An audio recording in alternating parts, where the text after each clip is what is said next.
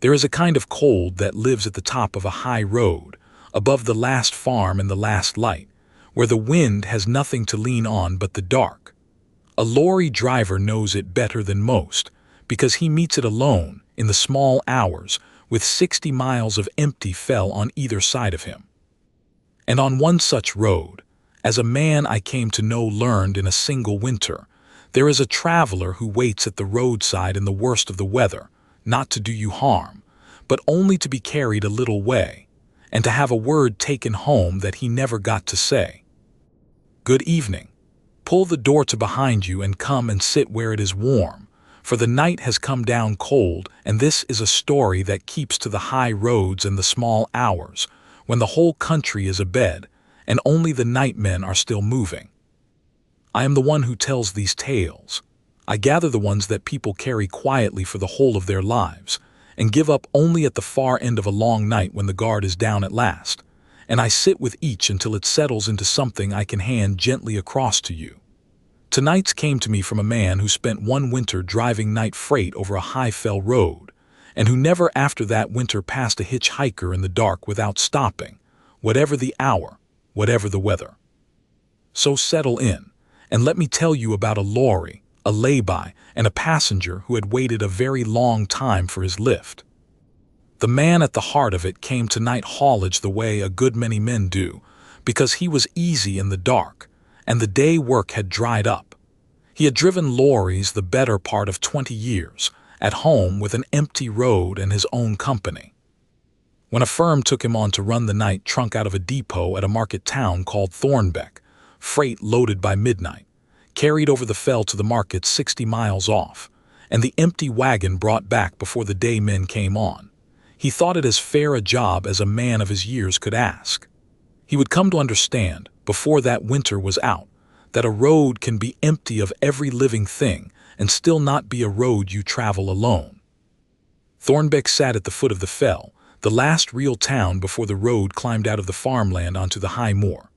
Beyond it, the walls and fields gave out, and the land heaved up into miles of dead heather and black peat, and the road ran over the top, a long grinding climb, a long careful drop down the far side, with nothing on either hand for 20 miles but the dark and the wind.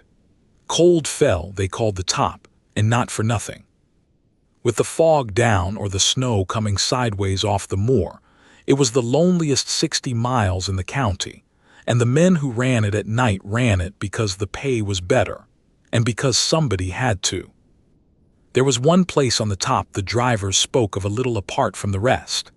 Near the summit, where the road widened at a bend, stood an old milestone worn past reading, and beside it the bare foundations of a coaching inn long gone, from the days when the mails came over the fell by horse. Travelers' Rest the inn had been called, and the drivers still gave the lay-by its name, though nothing was left now but a level place to pull in, the leaning stone and the wind, the highest, coldest, loneliest spot on the whole road. In his first week the man who had run the trunk before him stayed back of an evening to show him the route, a heavy, slow, careful old driver who had run that fell 30 years and was glad, you could see, to be handing it on.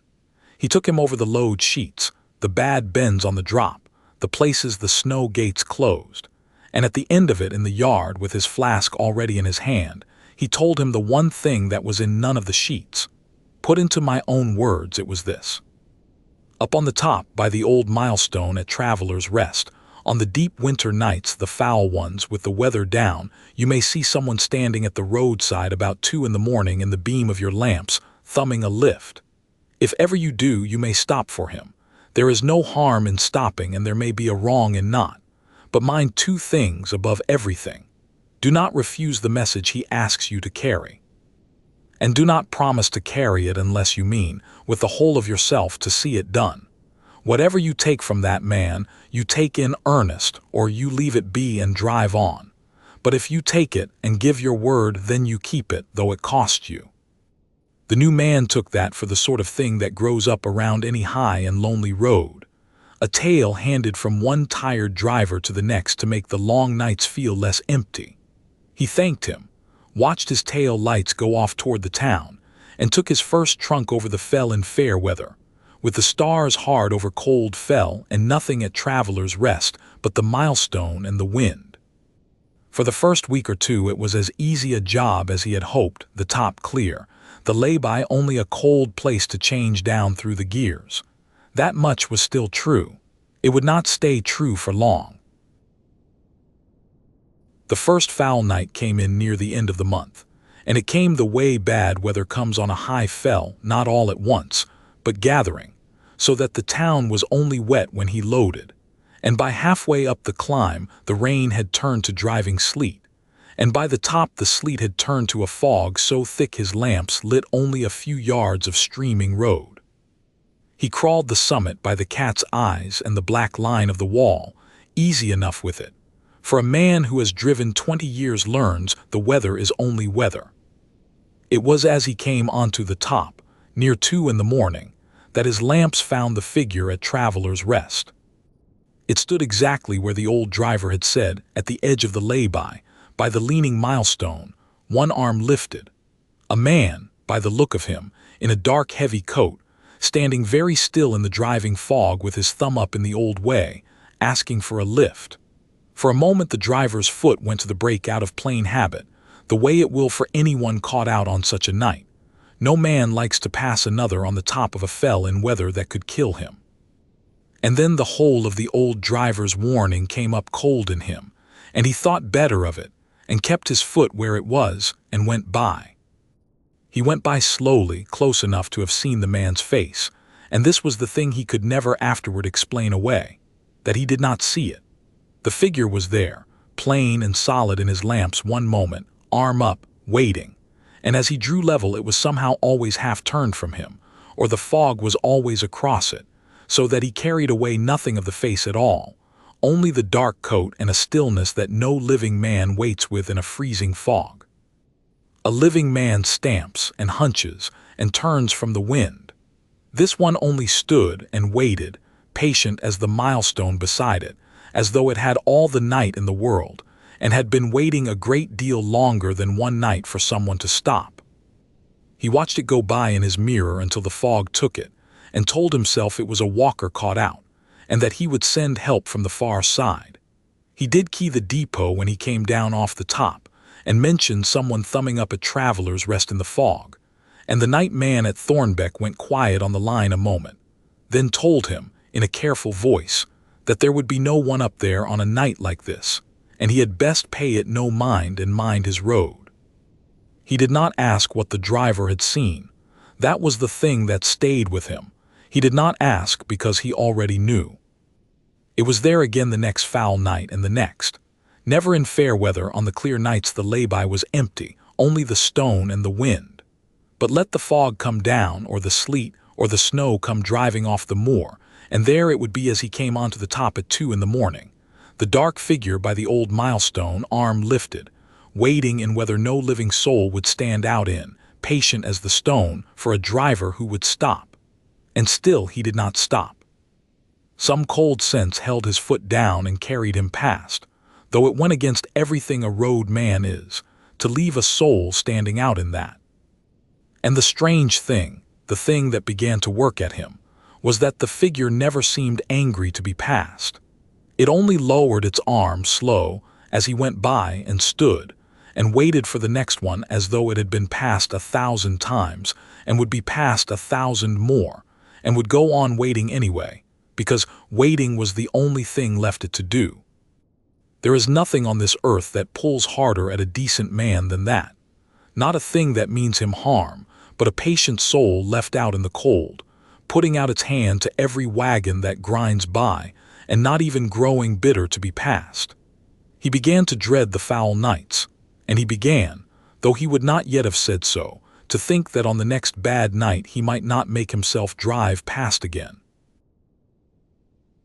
He held out longer than you might think, but he was a decent man, and a decent man cannot pass the same soul standing in the cold, night after night forever. It was not courage that made him stop at last, and it was not that he had stopped being afraid. It was that he could no longer bear to sit warm in his cab and drive past a man left out in the killing weather, when everything he had been told about the road said you stop for the one in trouble. So on a filthy night deep in the winter, with the snow coming down thick and the top gone to a white nothing, he came up to Traveler's Rest and saw the figure by the stone, arm lifted, and this time he did not keep his foot down. He brought the wagon to a stand, leaned across, and opened the door. For a long moment nothing came, only the snow turning in his headlamps and the cold pouring in at the open door. And then the cab dipped and swayed, the way it does when a heavy man climbs the step, and the passenger came up out of the dark and settled into the seat beside him, and pulled the door to. And the driver felt the cold of him come in like the cold off deep water, a cold that had nothing to do with the snow, that seemed to rise out of the man himself and fill the cab until the glass misted and his own breath smoked. The passenger was a big man in a heavy dark coat and an old-fashioned cap, soaked through, streaming not with snow, the driver saw, but with a steady running water, as though he had come up out of a river and not off a snowbound fell. And he sat with his hands on his knees and his head a little bowed, and did not turn his face, and the driver, God help him, found that he did not want him to. He was grateful. That was the first thing, and the driver said it was the worst thing because there was so much of it. The passenger thanked him in a low, tired voice, over and over, for stopping, said that so many had gone by, on so many nights, and he had almost given up believing anyone ever would again. He asked only to be carried a little way, down off the top, as far as a man might go toward home. And then, when the wagon was grinding down the long white drop with the cold sitting heavy beside him, the passenger asked the other thing. He asked, very quietly, whether the driver would carry a message for him. There was his family at home, he said, and here the tired voice took on an ache the driver felt in his own chest, that he had been trying so long to reach, and a thing he had never been able to say to them. And if only the driver would carry his word the last of the way home, that he had never been able to carry it himself then, and here he stopped as though he hardly dared hope it, then perhaps he might rest. And the driver, cold to the bone and gripping the wheel, did the thing you or I would likely have done. He did not say yes, and he did not say no. Some deep wariness in him, some memory of the old man in the yard with his flask, do not promise unless you mean it, kept the easy word off his tongue, and some plain human fear of the cold thing beside him kept him from turning it away. He said only that they would talk of it lower down, that he must mind the drop first, that they would see. And the passenger seemed to take that. He bowed his head a little lower, said no more, and sat with the water running off him all the long way down. At the foot of the fell, where the road came down at last between the first walls and the first dark farms, the driver found a place to pull in and slowed, meaning to ask the man plainly who he was and where his family were to be found. And when he turned his head at last to look, there was no one there. The seat beside him was empty. But it was wet, soaked through, dark with water, cold to the touch when he laid his hand on it, and the cold of the man hung in the cab still, and the glass was misted where a passenger's breath had been. He sat a long while with the snow ticking on the glass, and then drove the rest of his run in a kind of daze, and when he came off shift he did not go home to sleep. He went to find out who he had carried, and what word a dead man wanted taken home. He began where a roadman begins, with the firm's own books. The company had run out of that Thornbeck depot for the best part of a century, and kept its old records in a back office no one troubled about.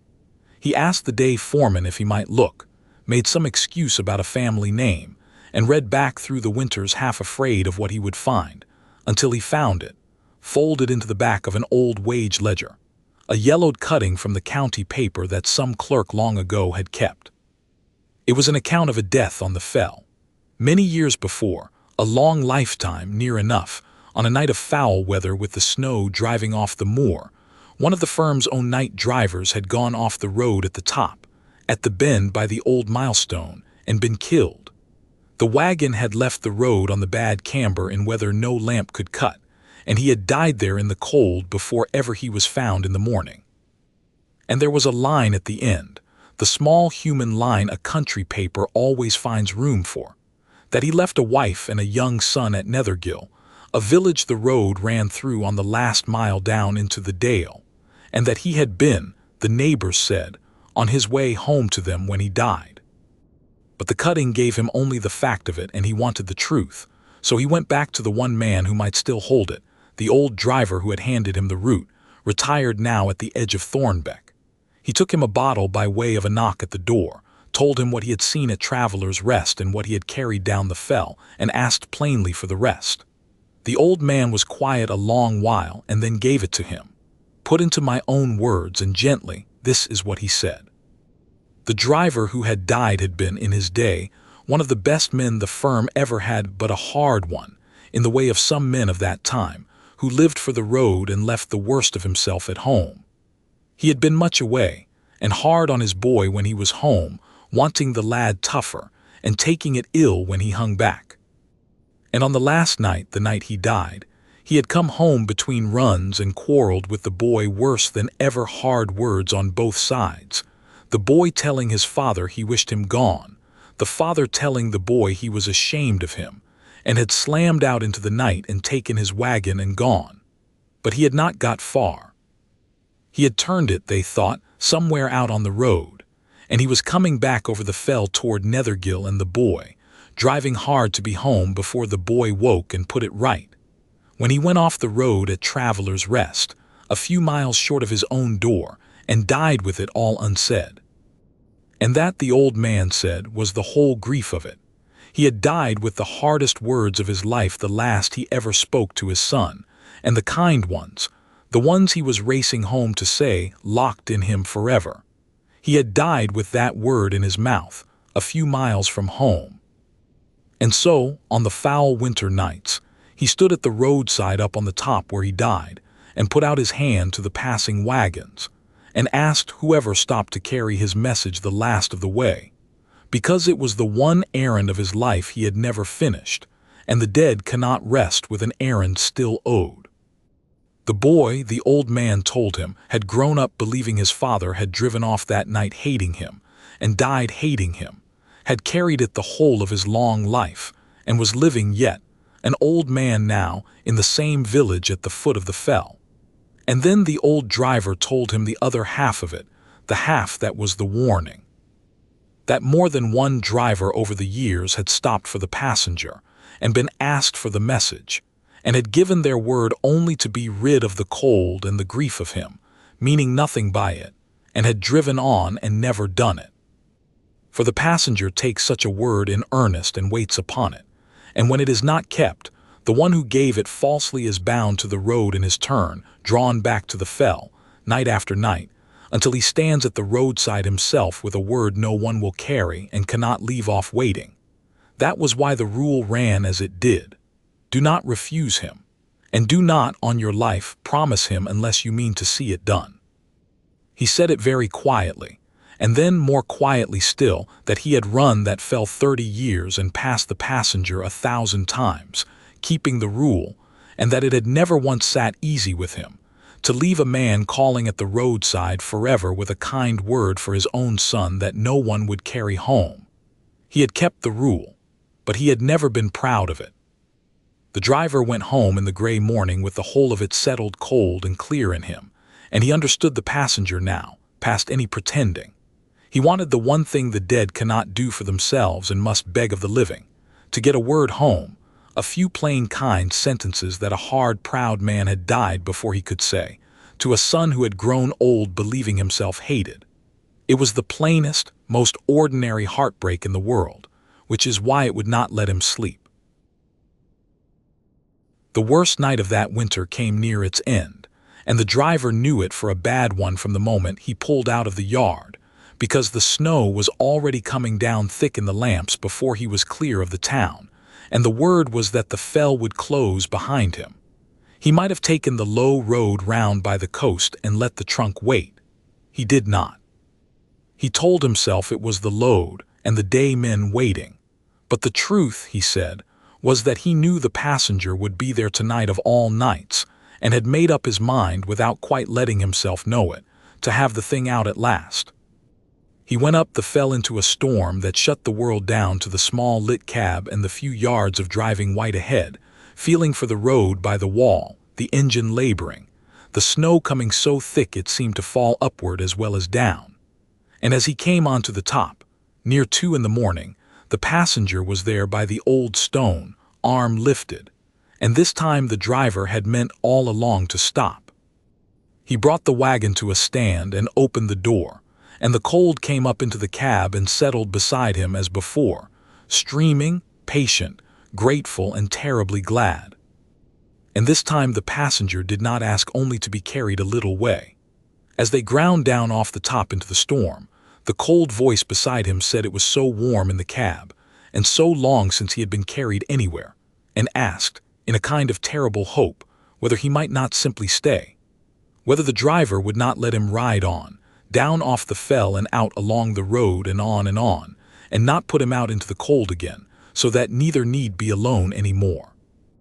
And the driver felt the pull of it come off the man like the cold itself, and it was a sweeter pull than you would think. For the driver was a lonely man too, in his way, and there is a part of such a man that leans toward any company at all, even cold, the way you lean toward a fire. And when the driver did not answer that, when some last sense in him shied away, the passenger asked the other thing, the easier thing, and it was worse. He asked again for his message to be carried home.